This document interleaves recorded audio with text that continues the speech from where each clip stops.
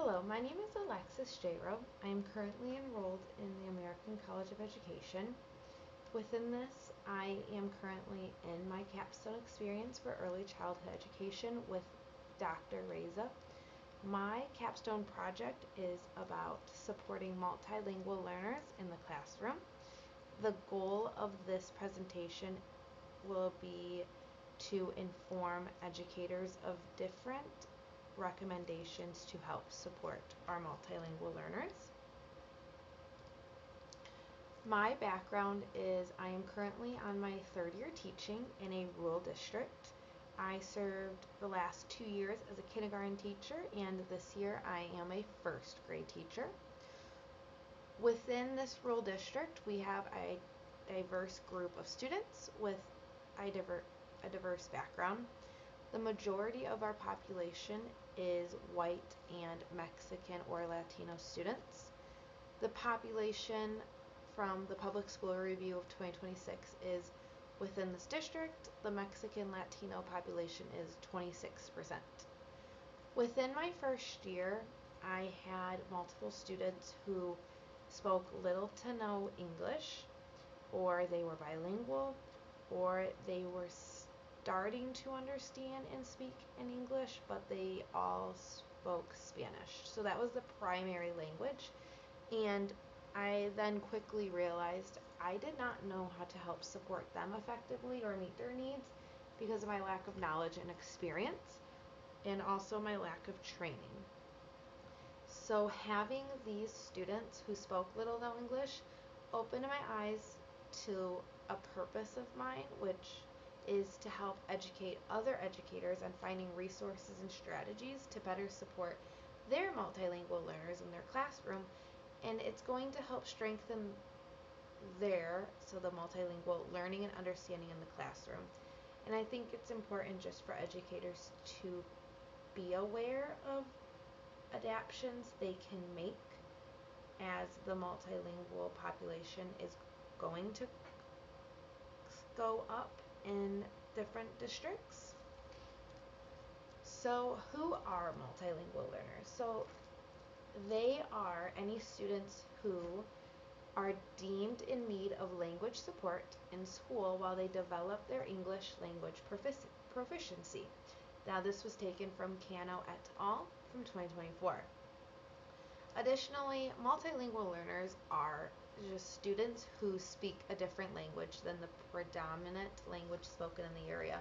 So in my case, with the Mexican and Latino students, they primarily speak Spanish. So they are my multilingual learners.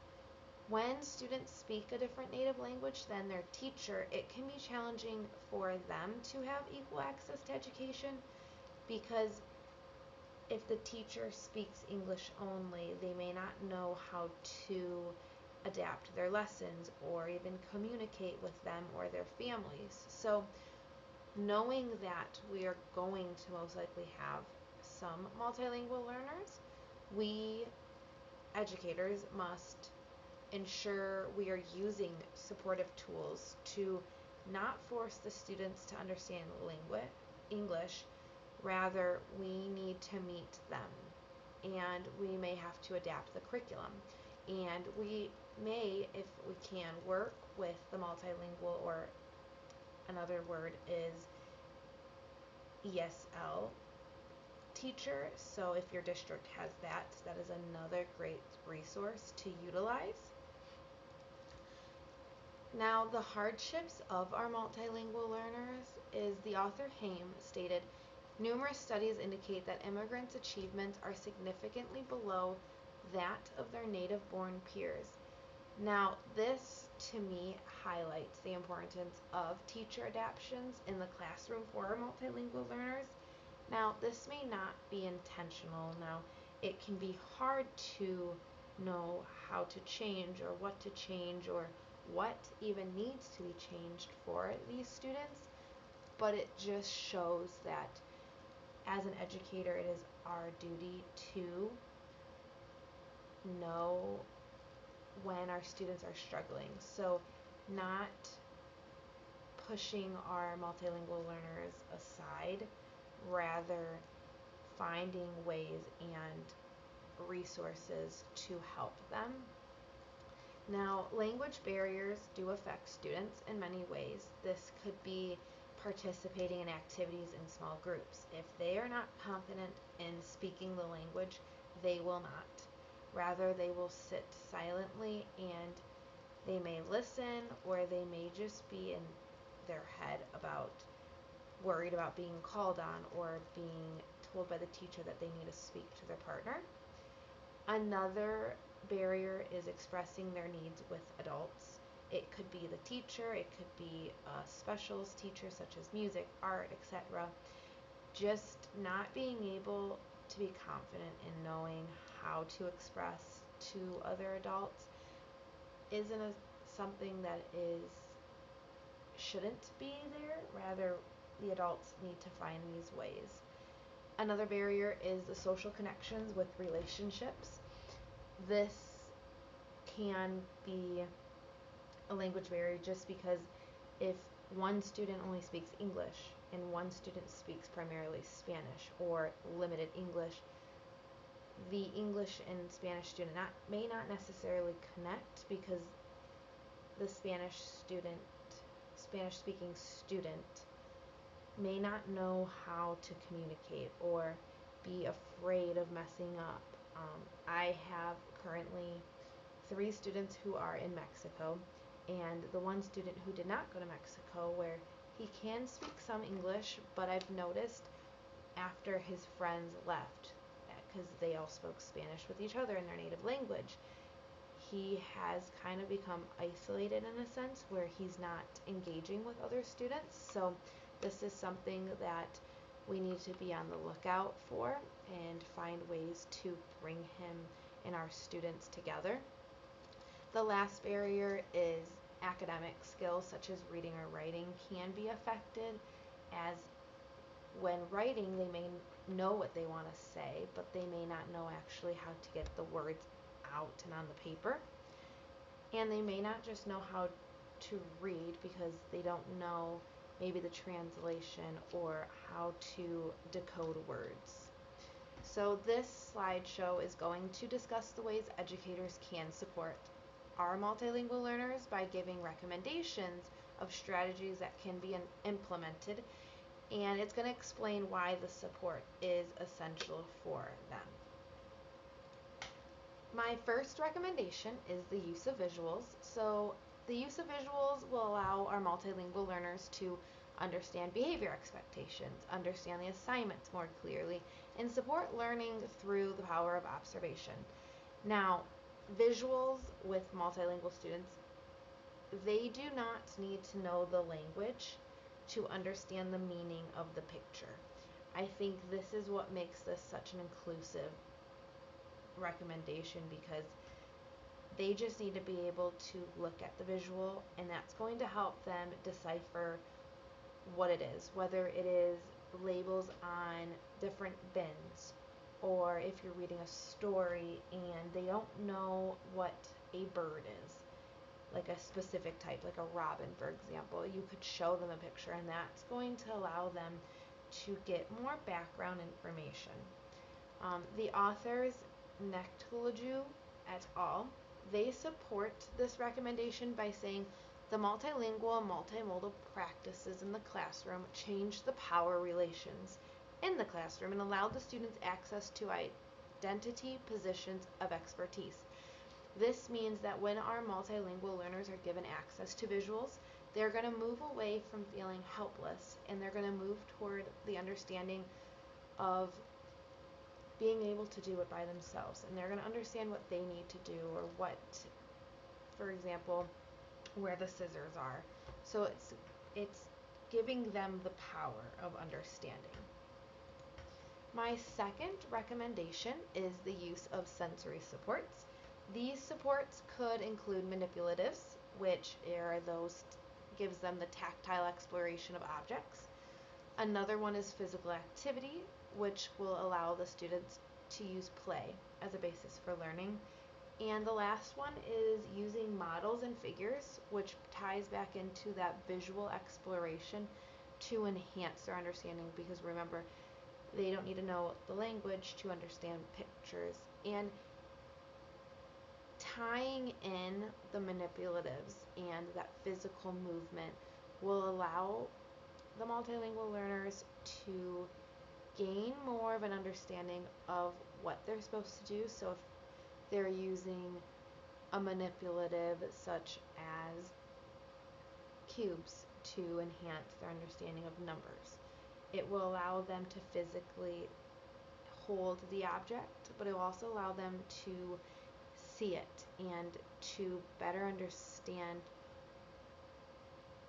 the concept that you're trying. And then physical activities, every child wants to move, so just allowing that opportunity for that and using play will just help the students, and it will help not only multilingual learners but help all students because they all want to move and explore their environment around them. So sensory supports are going to help our multilingual learners just by creating more engaging lessons and activities. It will also be more inclusive for them.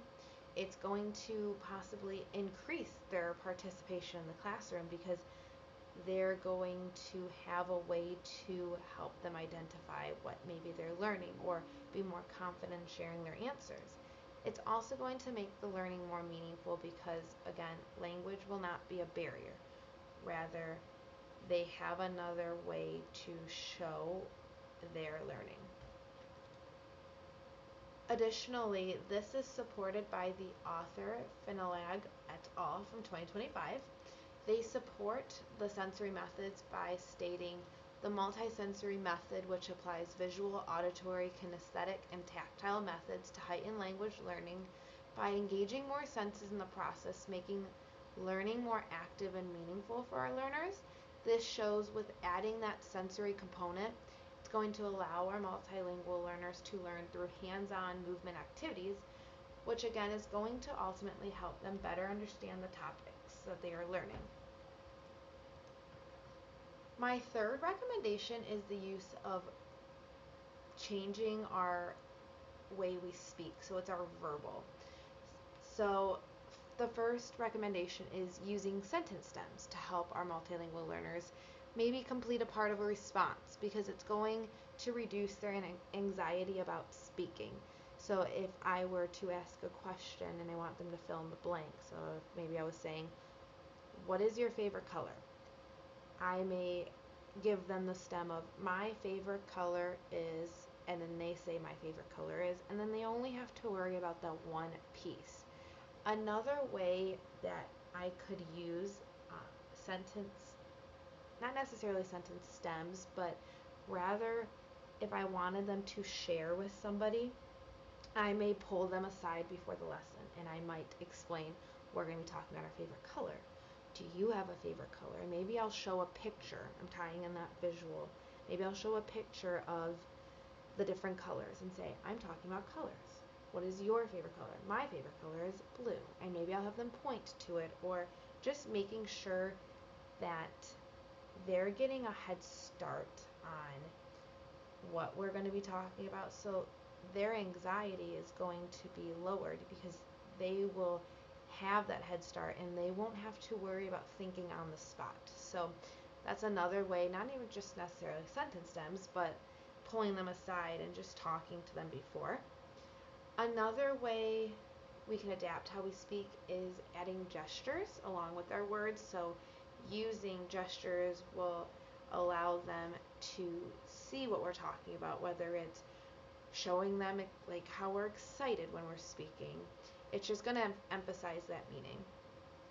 Another thing that is really essential and I use multiple times is using shorter sentences so students can better understand what is being asked or being told.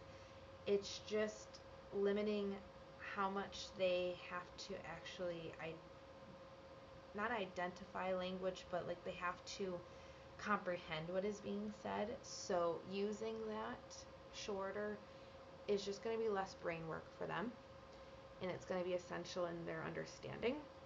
And the last thing is rephrasing, repeating, or slowing down, just to give, again, students time to process and understand the message. I think this is an essential thing that when students may know limited English, this is something that's going to help them.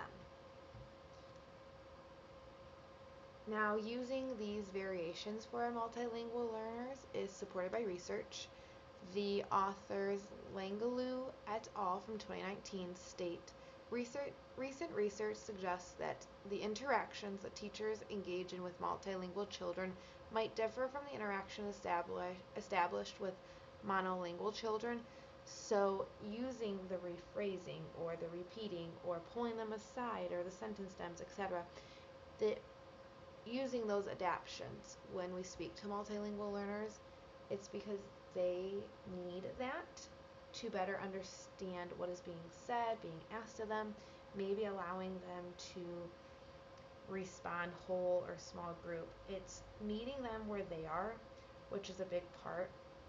It is that differentiation process that we have learned, and educators are always, the goal of teaching is we want to meet students where they are, and we might scaffold. So this is the scaffolding that's going to help all of our multilingual learners. My last recommendation is families. So as an educator, we know that families are an essential part of students' learning. Families will allow us to gain more information. So speaking with our multilingual learners' families and gathering more input from them, it's going to give us more insight into what their student needs, their strengths, their abilities, their family concerns. This may be done on the first day of school. This may be done on open house, or it's just going to be it should be a continuous process. So getting their insight will allow us to better help their student in the classroom, but it also, we can use it as a way to tie the learning to home. We can give families different activities to help foster language development. Now, I have a student where on open house, for example, when I gave the parent a form of like trying to gauge where they're at and what their goals are for their student, what the student wants, one of my multilingual learners, the family put that the student wants to learn English. He has a drive to understand and comprehend and communicate more in English. So that wouldn't have been said most likely by the student to me in first grade. He may have, but since I know, oh, he may not speak a lot of English, that may never have come up, and I would never have known that. So families just allow teachers and educators just more insight. So the authors, Cody and Ankley, they said that the linguistic and cultural resources of families are frequently left undetected and untapped by educators. Those resources reflect the ways in which multilingual families perceive, know, and interact with the world. So this emphasizes that without these strong connections with families and using them as a resource, it is more of a disgrace for the students and the families, because it's showing them that we're not interested. Rather, if we do build those strong connections and allow them their insight and communicate frequently, keeping those two ways, that their child is going to receive that support and the resources that they need. So families is a very important part, and it's something that may be overlooked when trying to find different resources, but they can give us those resources of what maybe works for their child. Now, I'm going to talk about the empowerment. So the empowerment is related to when teachers and educators use these recommendations, it's going to allow the multilingual learners to feel empowered, because students will feel an increased confidence. They will be able to want to share, and they're going to feel better about understanding or maybe even speaking the language. There's going to be a stronger academic and social development, because again, if we adapt lessons, such as using visuals or the way we verbally talk to students, they're going to better understand the concepts. And they're also going to have stronger social development because they are going to maybe use one of these recommendations, such as visuals. You could give partners visuals, and you could talk about your favorite colors. And it's just going to allow for more development in that area. We're also going to see the improved cognitive growth and, again, the school performance. We're going to see greater creativity because they're going to know what to do without understanding the language. And I think another important part is that students are going to demonstrate that identity affirmation, meaning their cultures being recognized. Their language is recognized and it's valued as an asset rather than belittling unintentionally, like putting English first over Spanish, for example. If we use what resources and using their language as an asset and maybe trying to communicate with them in that language, but just like not taking away from their culture and their language and just stripping them of that, rather using it as a way to expand on and not just pushing it aside and forcing English. It's just using it all together. So it's just going to make our multilingual learners feel more empowered in the classroom. So with the ever-growing population of multilingual learners in schools, teachers need to use their knowledge and abilities as a starting point. Teachers need to adapt our lessons, adapt our activities to meet them where they are, based on their development and understanding of the language. Again, we can use different visual, sensory, and verbal supports, as well as involving parents and families. All of these strategies are research-based, they have support, and they're ultimately going to support student success and benefit all learners. And now these are my references. This is reference page number 1. And the references continued. Thank you so much for listening and learning with me about different recommendations that we can implement in the classroom as we need to help support our multilingual learners. Thank you very much.